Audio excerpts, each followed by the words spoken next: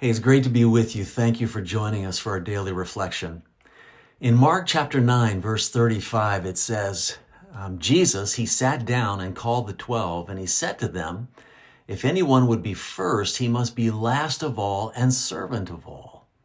And Paul taught much the same thing in Philippians chapter 2 when he said, do nothing from selfish ambition or conceit, but in humility count others as more significant than yourselves. Let each of you look not only to his own interests, but also to the interests of others. You see, our world celebrates success and status and self-importance. We see it everywhere. My goodness, we're in an election season where winning is the most important thing. And yet Jesus didn't teach that. Jesus redefines greatness in a radical way. He's sitting with his disciples. He's teaching them that true greatness is not found in being served, but in serving others. And Jesus tells us that to be first, we have to be willing to choose to be last. So the idea of embracing humility is so important to our Christian lives, as David said in his message. But Jesus calls us to do the opposite of seeking our own way, to let go of our personal ambitions for the sake of other people.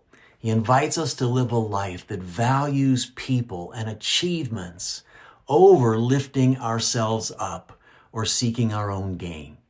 And so if you think about Philippians chapter 2 and those few verses, Paul is talking about counting others as more significant than ourselves. And imagine what that would look like in your day.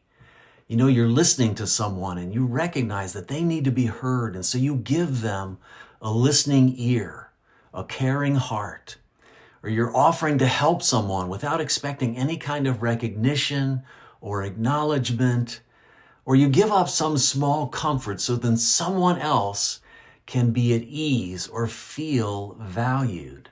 See, that's an important shift that allows humility to come to the forefront of our lives. And that's how we can serve other people.